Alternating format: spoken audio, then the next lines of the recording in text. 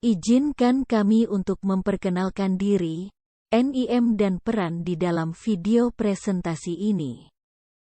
Raihan Alfahrezi 2003 12103 sebagai moderator. Emi Yuliati 20031207 sebagai pemateri ke-1. Imelda Farah Diba 20031209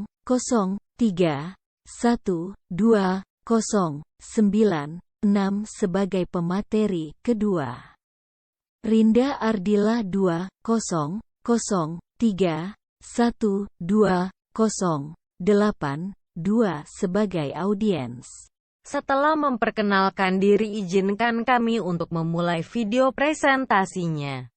Assalamualaikum warahmatullahi wabarakatuh. Innal hamdalillah nahmaduhu wa nasta'inuhu wa nastaghfiruh wa na'udzubillahi min sururi anfusina wa min sayyiati a'malina. Man yahdihillahu fala mudhillalah wa ma yudlilhu fala hadiyalah.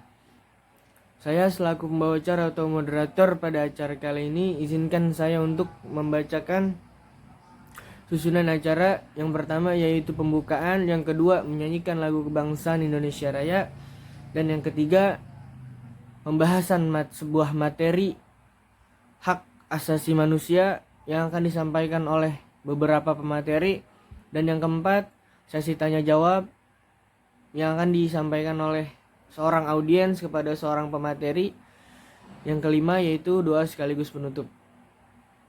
Untuk mempersingkat waktu, marilah kita buka acara kita pada malam hari ini. Yang pertama yaitu pembukaan.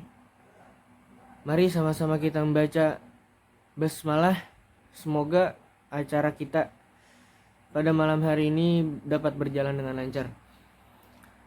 Mari sama-sama kita membaca. Bismillahirrahmanirrahim. Berlanjut ke acara yang berikutnya yaitu mendengarkan lagu kebangsaan Indonesia Raya.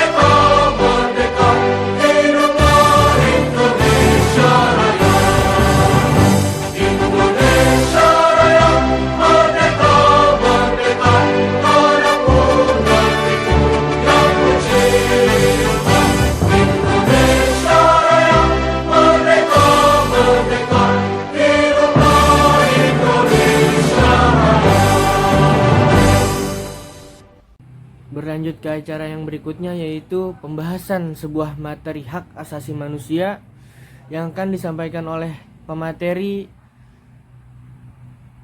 Emi Yulianti dengan NIM 2003120079. Waktu dan tempat saya persilahkan.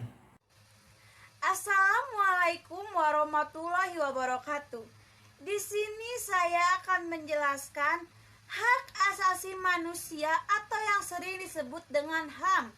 Secara harfiah, hak asasi manusia dapat dimaknakan sebagai hak-hak yang dimiliki seseorang karena keberadaannya sebagai manusia.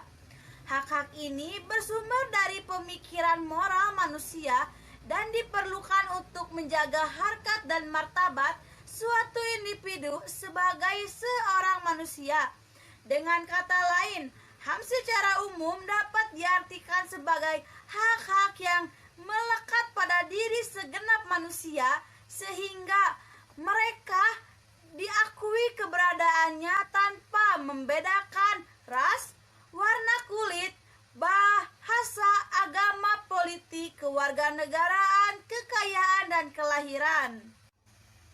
Secara formal, konsep mengenai hak asasi manusia lahir pada tanggal 10 Desember 1948 ketika PBB memproklamasikan Deklarasi Universal HAM yang di dalamnya memuat 30 pasal yang kesemuanya memaparkan tentang hak dan kewajiban umat manusia. Secara eksplisit, hak asasi manusia adalah suatu yang melekat pada manusia yang tanpanya manusia mustahil dapat hidup sebagai manusia. Sifatnya tidak dapat dihilangkan atau dikurangi oleh siapapun. Adapun hak asasi manusia menurut para ahli, yang ke-1, hak artilar. Hak asasi manusia atau HAM ialah hak-hak yang sudah ada atau melekat pada tiap-tiap manusia. Dan juga tanpa mempunyai hak-hak itu, maka pada tiap-tiap manusia itu tidak dapat hidup selayaknya manusia. Hak ini didapatkan sejak lahir ke dalam dunia. Adapun yang kedua, menurut Profesor Cohen Jorok Poer Bob Romnoto, hak asasi manusia atau HAM adalah suatu hak yang bersifat mendasar atau juga asasi. Hak-hak yang dipunyai pada tiap-tiap manusia tersebut dengan berdasarkan kodratnya yang pada hakikatnya tidak dapat dipisahkan sehingga akan bersifat suci. Adapun yang keempat, menurut Mahmud MD, hak asasi manusia atau HAM ialah hak yang sudah ada dan melekat pada martabat tiap manusia, di mana hak ini sudah dibawa sejak lahir ke dalam dunia, sehingga pada dasarnya hak ini bersifat kodrati. Yang kelima, menurut Undang-Undang Nomor 39 Tahun 1999, hak asasi manusia atau HAM ialah seperangkat hak yang sudah ada pada diri manusia. Ialah sebagai makhluk ciptaan Tuhan Yang Maha Esa, yang mana hak ini adalah anugerah yang wajib untuk dihargai dan juga dilindungi oleh para tiap orang untuk dapat melindungi harkat dan juga martabat manusia. Adapun yang keenam, menurut Muladi, hak asasi manusia atau HAM merupakan segala hak pokok atau juga hak dasar yang sudah melekat pada diri manusia di dalam kehidupannya. Yang ketujuh, menurut Peter R. Baer, hak asasi manusia atau HAM ialah hak dasar yang bersifat mutlak dan juga harus dipunyai pada tiap insan untuk perkembangan dirinya tersebut. Adapun menurut Meriam Budiarjo, hak asasi manusia atau HAM ialah hak yang dimiliki pada tiap orang yang dibawa sejak dia lahir ke dunia. Dan juga menurutnya hak tersebut bersifat universal atau menyeluruh, dikarenakan dimiliki tidak dengan adanya perbedaan ras, kelamin, agama, suku, budaya, dan lain-lain. Adapun menurut Profesor Dr. Andes Darji Diab Marharjo, SH, HAM adalah hak-hak dasar atau pokok yang dibawa manusia sejak lahir sebagai anugerah Tuhan Yang Maha Esa, Dan menurut Laboratorium Pancasila IKIP Malang, HAM adalah hak yang melekat pada martabat manusia sebagai insan ciptaan Tuhan Yang Maha Esa. Dan menurut Profesor M.R. Kurjono Purbo Prarono, HAM adalah hak yang dimiliki manusia menurut kodratnya yang tidak dipisahkan hakikatnya. Menurut pendapat Jan Matterson dari Komisi HAM PBB dalam Teaching Human Ring Unit Nation sebagaimana dikutip, Baharudin Lopa menegaskan bahwa HAM adalah hak-hak yang melekat pada setiap manusia yang tanpanya mustahil dapat hidup sebagai manusia. Dalam pasal 1 Undang-Undang Nomor 39 Tahun 1999 tentang HAM disebutkan bahwa hak asasi manusia adalah seperangkat hak yang melekat pada hakikat dan keberadaan manusia sebagai makhluk Tuhan Yang Maha Esa dan merupakan anugerahnya yang wajib dihormati. Perkembangan HAM dibagi dalam 4 generasi, yaitu generasi pertama berpendapat bahwa pemikiran HAM hanya berpusat pada bidang hukum dan politik. Fokus pemikiran HAM generasi pertama pada bidang hukum dan politik disebabkan oleh dampak dan situasi Perang Dunia Kedua, totalisme, dan adanya keinginan negara-negara yang baru merdeka untuk menciptakan suatu tertib hukum yang baru. Yang kedua, generasi kedua pemikiran HAM tidak saja menuntut hak yuridis, melainkan juga hak-hak sosial, ekonomi, politik, dan budaya. Jadi pemikiran HAM generasi kedua menunjukkan perluasan pengertian konsep dan cakupan hak asasi manusia. Pada masa generasi kedua, hak yuridis kurang mendapat penekanan sehingga terjadi ketidakseimbangan dengan hak sosial budaya, hak ekonomi, dan hak politik. Generasi ketiga sebagai reaksi pemikiran HAM generasi kedua. Generasi ketiga menjanjikan adanya kesatuan antara hak ekonomi, sosial, budaya, politik, dan hukum dalam suatu keranjang yang disebut dengan hak-hak melaksanakan pembangunan.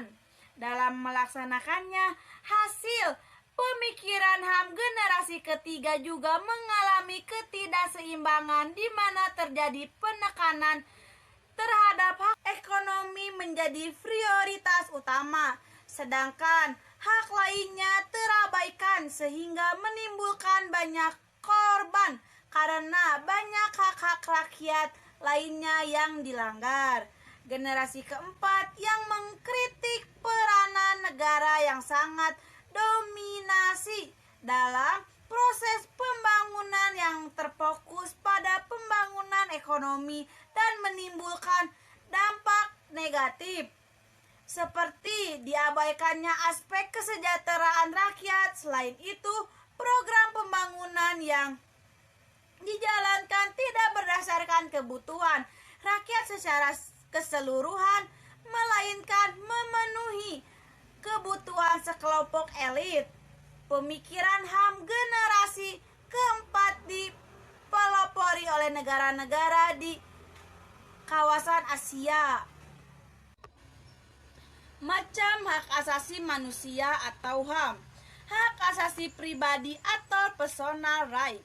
Yang pertama, hak kebebasan untuk bergerak, berpergian, dan berpindah-pindah tempat. Yang kedua, hak kebebasan mengeluarkan atau menyatakan pendapat. Yang ketiga, hak kebebasan memilih dan aktif di organisasi atau perkumpulan. Yang keempat, hak kebebasan untuk memilih, memeluk, dan menjalankan agama dan kepercayaan yang diyakini masing-masing. Hak asasi politik atau political right. Yang pertama, hak untuk memilih dan dipilih dalam suatu pemilihan. Yang kedua, hak ikut serta dalam kegiatan pemerintahan. Yang ketiga, hak membuat dan mendirikan parpol atau partai politik dan organisasi politik lainnya. 4.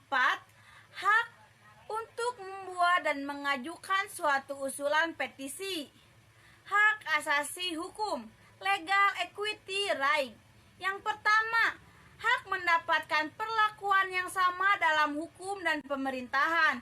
Yang kedua, hak untuk menjadi pegawai negeri sipil atau PNS. Yang ketiga, hak mendapatkan layanan dan perlindungan hukum. Hak asasi ekonomi, property right. Yang pertama, hak kebebasan melakukan kegiatan jual beli. Yang kedua, hak kebebasan mengadakan perjanjian kontrak. Yang ketiga, hak kebebasan menyelenggarakan sewa menyewa, hutang menghutang, dan lain-lain. 4. Hak kebebasan untuk memilih sesuatu. Yang kelima, hak memilih atau mendapatkan pekerjaan yang layak. Hak asasi peradilan, procedure right. Yang pertama, hak mendapatkan pembelaan hukum di pengadilan. Yang kedua, hak persamaan atau perlakuan penggeledahan, penangkapan, penahanan, dan penyelidikan di mahkamah hukum. Hak asasi sosial budaya, social culture right. Yang pertama, hak menentukan, memilih, atau mendapatkan pendidikan. Yang kedua, hak mendapatkan pengajaran. Yang ketiga, hak untuk mengembangkan budaya yang sesuai dengan bakat dan minat. Menurut Deklarasi Universal HAM atau DUHAM, terdapat 5 jenis hak asasi manusia yang dimiliki setiap individu. Hak personal, hak jaminan kebutuhan pribadi. Hak legal, hak jaminan perlindungan hukum. Hak sipil dan politik.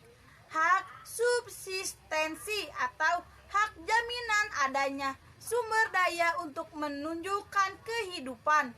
Hak ekonomi, sosial, dan budaya. Menurut pasal 3 ayat 21 DUHM, hak personal, hak legal, hak sipil, dan politik meliputi hak untuk hidup, kebebasan, dan keamanan pribadi. Hak bebas dari perbudakan dan penghambatan. Hak bebas dari penyiksaan atau perlakuan maupun hukum yang kejam, tak berprimanusiaan, merendahkan derajat kemanusiaan. Hak untuk memperoleh pengakuan hukum di mana saja secara pribadi. Hak untuk pengampunan hukum secara efektif. Hak bebas dari penangkapan, pertahanan, pembuangan yang sewenang-wenang. Hak untuk peradilan yang independen atau tidak memihak. Hak untuk praduga tak bersalah sampai terbukti bersalah. Terima kasih kepada saudari Emi Yulianti yang telah menyampaikan sebuah materi tentang hak asasi manusia. Dan untuk pemateri yang selanjutnya, yaitu saudari Imelda Farahdiba dengan NIM 2003120996. Saya persilahkan. Assalamualaikum warahmatullahi wabarakatuh. Saya Imelda Farahdiba, NIM 2312096. Saya di sini sebagai pemateri kedua untuk menjelaskan hak asasi manusia atau bisa disebut dengan HAM. Menurut pasal 3-21 DUHAM, hak personal, hak legal, hak sipil, dan politik meliputi 1. Hak bebas dari campur tangan yang sewenang-wenang. Yang kedua, hak bebas dari serangan terhadap kehadapan kehormatan dan nama baik. Yang ketiga, hak atas perlindungan hukum. Yang keempat, hak atas jaminan sosial. Yang kelima, hak memperoleh suara. Yang keenam, hak atas satu kebangsaan. Yang ketujuh, hak hidup dan kesehatan dan layak. Yang kedelapan, hak pendidikan. Hak Asasi Manusia Undang-Undang Nomor 39 Tahun 1999. Hak asasi manusia di Indonesia didasarkan pada falsafah dan ideologi Pancasila. Pembukaan Undang-Undang Dasar 1945, batang tubuh Undang-Undang Dasar 1945, Undang-Undang Nomor 39 Tahun 1999 tentang Hak Asasi Manusia, dan Undang-Undang Nomor 26 Tahun 2000 tentang Pengadilan Hak Asasi Manusia, Undang-Undang Nomor 39 Tahun 1999. Beberapa asas dasar hak asasi manusia yang tercantum dalam Undang-Undang Nomor 39 Tahun 1999 adalah: yang pertama, setiap orang berhak atas pengakuan, jaminan, perlindungan, dan perlakuan hukum yang adil serta mendapat kepastian hukum dan perlakuan yang sama di depan hukum. Yang kedua, setiap orang berhak atas perlindungan hak asasi manusia dan kebebasan dasar manusia tanpa diskriminasi. Yang ketiga, hak untuk hidup, hak untuk tidak disiksa, hak kebebasan pribadi, pikiran dan hati nurani, hak beragama, hak untuk tidak diperbudak, hak untuk diakui sebagai pribadi dan persamaan di hadapan hukum, hak untuk tidak dituntut atas dasar hukum yang berlaku surut atas hak asasi manusia yang tidak dapat diukur adil dalam keadaan apapun dan oleh siapapun. 4. Setiap orang diakui sebagai pribadi yang berhak menuntut dan memperoleh perlakuan serta perlindungan yang sama sesuai dengan martabat kemanusiaan di depan hukum. Yang 5. Setiap orang berhak mendapat bantuan dan perlindungan yang adil dan pengadilan yang objektif dan tidak berpihak. Pelanggaran hak asasi manusia atau HAM. Pelanggaran HAM adalah setiap perbuatan seseorang atau kelompok orang termasuk aparat negara baik disengaja ataupun tidak disengaja atau kelalaian yang secara hukum mengurangi, menghalangi, membatasi atau mencabut HAM seseorang atau kelompok orang yang dijamin oleh undang-undang ini dan tidak dapat atau dikhawatirkan tidak memperoleh penyelesaian hukum yang berlaku. Undang-Undang Nomor 26 Tahun 2000 tentang Pengadilan HAM. Kasus pelanggaran HAM ini dapat dikategorikan dalam dua jenis, yaitu kasus pelanggaran HAM yang bersifat berat dan kasus pelanggaran HAM yang bersifat biasa. Contoh kasus pelanggaran HAM yang bersifat berat meliputi: yang pertama, pembunuhan massal genosida; yang kedua, pembunuhan sewenang-wenang atau di luar putusan pengadilan; yang ketiga, penyiksaan; yang keempat, penghilangnya orang secara paksa; yang kelima, perbudakan atau disiksa, diskriminasi atau dilakukan secara sistematis. Kasus pelanggaran HAM yang biasa meliputi: 1. Pemukulan; yang kedua, penganiayaan; yang ketiga, pencemaran nama baik; yang keempat, menghalangi orang untuk mengekspresikan pendapat; yang kelima, menghilangkan nyawa orang lain. Beberapa contoh kasus pelanggaran HAM di Indonesia. Yang pertama, kasus Tanjung Priuk tahun 1984. Yang kedua, kasus terbunuhnya Marsinah, seorang pekerja wanita PT Catur Putra Surya Porong, Jawa Timur pada tahun 1994. Yang ketiga, kasus terbunuhnya wartawan Udin dari Harian Umum Bernas 1996. Peristiwa Aceh pada tahun 1990. Yang kelima, peristiwa Trisakti dan Semanggi pada tahun 1998. Penegakan hak asasi manusia atau HAM di Indonesia, setiap orang dan setiap badan dalam masyarakat senantiasa menjunjung tinggi pengharapan terhadap hak-hak dan kebebasan-kebebasan melalui tindakan progresif baik secara nasional maupun internasional. Namun, manakala manusia telah memproklamasikan diri menjadi suatu kaum atau bangsa dalam suatu negara, status manusia individual akan menjadi status warga negara. Pemberian hak sebagai warga negara diatur dalam mekanisme kenegaraan. Berikut ini langkah-langkah dalam upaya penegakan HAM di Indonesia adalah: 1. Mengadakan langkah konkret dan sistematik dalam pengaturan hukum positif. Yang kedua, membuat peraturan perundang-undangan tentang HAM. Yang ketiga, peningkatan pengayaan dan pembudayaan, dan pada segenap elemen masyarakat. Yang keempat, mengatur mekanisme perlindungan HAM secara terpadu. Yang kelima, memacu keberanian warga untuk melaporkan bila ada pelanggaran HAM, meningkatkan hubungan dengan lembaga yang menangani HAM. Dalam penegakan HAM di Indonesia, perangkat ideologi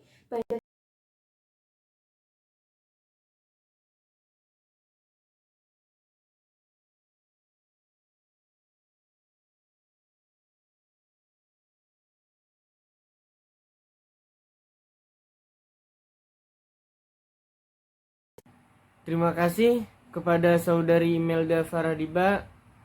Berlanjut ke acara yang berikutnya, yaitu pertanyaan dari seorang audiens yang bernama Rinda Ardila dengan NIM 2003 12082. Saya persilahkan. Dan untuk pemateri, saudari Emi dan saudari Imelda dimohon untuk menjawab. Terima kasih sebelumnya kepada moderator yang telah memberikan kesempatan kepada saya sebagai audiens. Sebelum ke sesi tanya jawab, saya akan menambahkan sedikit tentang hak asasi manusia. Hak asasi manusia itu merupakan hak yang melekat pada setiap diri manusia yang sejak awal dilahirkan, yang berlaku seumur hidup dan tidak dapat diganggu-gugat oleh siapapun. Hak asasi manusia itu berlaku secara universal. Dasar-dasarnya tertuang dalam Deklarasi Kemerdekaan Amerika Serikat atau Declaration of Independence of USA dan tercantum dalam Undang-Undang Dasar 1945 Republik Indonesia, di mana berisi pasal 27 ayat 1, yaitu yang di dalamnya segala warga negara kebersamaan kedudukannya dalam hukum dan pemerintahan dan wajib menjunjung hukum dan pemerintahan itu dengan tidak ada kecualinya. Pasal 28, kemerdekaan berserikat dan berkumpul, mengeluarkan pikiran dengan lisan dan tulisan dan sebagainya ditetapkan dengan undang-undang.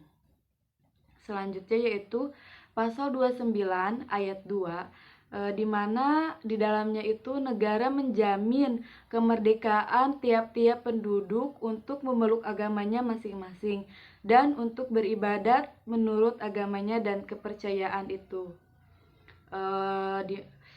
Selanjutnya yaitu pasal 30 ayat 1 yang di dalamnya berisi tiap-tiap warga negara berhak dan wajib ikut serta dalam usaha pembelaan negara. Jadi setiap diri kita, setiap insan kita itu berhak dan wajib ikut dalam pembelaan negara, baik berupa tindakan atau lewat apa gitu ya. Jadi tidak harus tindakan juga, tidak harus, tapi bisa aja pemikiran-pemikiran yang cemerlang kita sebagai mahasiswa untuk menyalurkan pikiran-pikirannya yang positifnya untuk dimana untuk sebagai senjata kita dalam perang politik, contohnya seperti itu. Pasal 31 ayat 1 itu dimana di dalamnya tiap-tiap warga negara berhak mendapat pengajaran. Jadi kita juga sebagai mahasiswa, sebagai manusia, sebagai murid, kita juga berhak untuk mendapatkan pengajaran dari dosen, dari guru-guru dan lainnya. Nah, sebelumnya hanya itu pendapat dari tambahan dari saya mengenai HAM. Selanjutnya kita ke sesi tanya jawab. Saya akan menanyakan 4 pertanyaan, di mana 2 pertanyaan ini saya akan tunjukkan kepada pemateri 1 dan 2 pertanyaannya lagi ditunjukkan kepada pemateri 2. Untuk pemateri 1 pertanyaannya yaitu saya akan menanyakan apakah ada teori-teori konsep tentang hak asasi manusia. Untuk pertanyaan yang kedua, jelaskan pendapat Anda mengenai bagaimana perlindungan hak asasi manusia. Lalu untuk pemateri kedua, yaitu saya akan menanyakan mengenai sebutkan lembaga tingkat nasional yang bertugas melindungi hak asasi manusia. Pertanyaan kedua yaitu jelaskan menurut Anda upaya yang bisa dilakukan untuk menjaga HAM di Indonesia. Mungkin cukup itu dari saya sebagai audiens. Kurang lebihnya mohon maaf. Terima kasih. Sekian. Terima kasih kepada Saudari Rinda Ardila atas penyampaian pertanyaannya. Silahkan kepada pemateri ke-1 untuk menjawab pertanyaan dari audiens. Waktu dan tempat saya persilahkan. Oke, sebelumnya saya akan mengucapkan terima kasih kepada moderator yang telah mengizinkan saya untuk menjawab pertanyaan dari audiens. Yang pertama, apakah ada teori-teori konsep tentang HAM? Ya, tentu ada. Yang pertama, individualistis. Apa itu individualitis? Paham individualitis ini seringkali dikenal juga dengan paham liberalisme atau kebebasan yang diberikan oleh John Locke dan John Jacques Rousseau dan dikutip oleh Max Box Sabon dalam bukunya Hak Asasi Manusia halaman 87 adalah paham yang mengatakan bahwa manusia sejak dalam kehidupan alamiah atau status naturalis telah mempunyai hak asasi termasuk hak-hak yang dimiliki secara pribadi. Hak manusia meliputi hak-hak hidup, hak kebebasan dan kemerdekaan serta hak milik atau hak milik sesuatu. Yang kedua, Marxisme. Paham Marxisme menurut Muzaid Kumkelo Dik dalam bukunya Fiqh Ortodoksi dan Liberalisme Hak Asasi Manusia dalam Islam ada pada halaman 34 adalah paham yang diambil dari filsuf Karl Marx, di mana paham tersebut menolak teori hak-hak alami karena suatu hak adalah kepemilikan negara atau kolektivitas. Repository of our right. Paham Marxisme ini merupakan teguh presentio dalam bukunya Filsafat, Teori dan Ilmu Hukum, Pemikiran menuju masyarakat yang berkesediaan dan bermartabat, yaitu ada di halaman 42, sebuah filsafat yang tidak boleh statis, tetapi harus aktif membuat perubahan-perubahan karena yang terpenting adalah perbuatan dan materi. Buku Ide-ide menurut Marx, manusia selalu terkait dengan hubungan-hubungan kemasyarakatan yang melahirkan sejarah. Manusia adalah makhluk yang bermasyarakat, yang beraktivitas terlihat dalam suatu produksi. Hakikat manusia adalah kerja. Jadi ada kaitan yang erat antara filsafat, sejarah, dan masyarakat. Pemikiran Marx ini dikenal dengan materialisme historis atau materialisme dialektika. Masih dari sumber yang sama, dengan jalan pikiran ini pula Marx menjelaskan pandangannya tentang teori pertentangan kelas, sehingga pada perkembangan berikutnya melahirkan komunisme. Yang ketiga, ada integralistis. Paham integralitis adalah suatu konsep negara yang dipaparkan oleh Soepomo, yang menurutnya negara adalah hukum, di mana jika negara berbahagia, berarti negara demikian itu adalah kebahagiaan bagi tiap individu dan golongan juga. Karena individu dan golongan tersebut cinta kepada tanah air. Dengan demikian, hak yang berasal dari manusia sebagai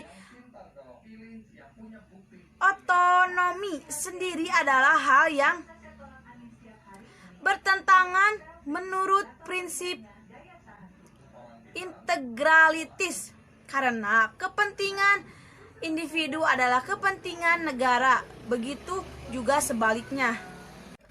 Dan sekarang saya akan menjawab pertanyaan yang kedua, yaitu jelaskan pendapat Anda mengenai bagaimana percakapan hak asasi manusia. Dan jawabannya adalah hak asasi manusia merupakan hak yang diberikan oleh Tuhan kepada setiap pribadi manusia sejak lahir. Sedangkan pengertian hak asasi manusia menurut Undang-Undang Republik Indonesia Nomor 39 Tahun 1999 adalah seperangkat hak yang melekat pada hakikat dan keberadaan manusia sebagai makhluk Tuhan yang Maha Esa, dan merupakan anugerahnya yang wajib dihormati, dijunjung tinggi, dan dilindungi oleh negara, hukum, pemerintah, dan setiap orang. Demikian kehormatan serta perlindungan harkat dan martabat manusia. Seperti yang sudah dijelaskan bahwa setiap manusia memiliki hak asasi masing-masing. Namun, manusia juga memiliki kewajiban dalam pelaksanaan asasi manusia tersebut. Kewajiban hak asasi juga dapat diartikan sebagai kewajiban dasar setiap manusia. Terima kasih untuk audiens maupun moderator yang telah memberikan saya kesempatan untuk menjawab pertanyaannya. Terima kasih kepada pemateri ke-1 yang telah menjawab pertanyaannya, dan silahkan kepada pemateri kedua untuk menjawab pertanyaan dari audiens. Waktu dan tempat saya persilahkan. Terima kasih kepada moderator yang telah memberikan kesempatan untuk saya menjawab pertanyaan dari audiens. Jawaban pertama yaitu Komnas HAM, KPAI, YLBHI, dan Kontras. Jawaban yang kedua yaitu membantu kerjasama internasional dalam upaya penegakan HAM, membentuk lembaga terkait penegakan HAM, membentuk undang-undang terkait penegakan HAM, membentuk pengadilan HAM. Terima kasih kepada pemateri kedua yang telah menjawab pertanyaan dari audiens. Dan untuk kesimpulan pada materi hak asasi manusia kali ini, secara harfiah hak asasi manusia HAM dapat dimaknakan sebagai hak-hak yang dimiliki seseorang karena keberadaannya sebagai manusia. Hak-hak ini bersumber dari pemikiran moral manusia dan diperlukan untuk menjaga harkat dan martabat suatu individu sebagai seorang manusia. Dengan kata lain, HAM secara umum dapat diartikan sebagai hak-hak yang melekat pada diri segenap manusia sehingga mereka diakui keberadaannya tanpa membedakan seks, ras, warna kulit, bahasa, agama, politik, kewarganegaraan, kekayaan, dan kelahiran. Setiap orang dan setiap badan dalam masyarakat senantiasa menjunjung tinggi penghargaan terhadap hak-hak dan kebebasan-kebebasan melalui tindakan progresif baik secara nasional maupun internasional. Untuk kali ini kesimpulannya itu saja. Mari kita berlanjut ke acara yang berikutnya, yaitu doa sekaligus penutup. Mari kita membaca hamdalah bersama-sama, dan saya sebagai moderator atau pembawa acara pada malam hari ini meminta maaf yang sebesar-besarnya apabila dari perkataan saya atau perbuatan saya yang menyinggung Bu Siti. Saya memohon maaf. Wabillahi taufiq wal hidayah. Assalamualaikum warahmatullahi wabarakatuh.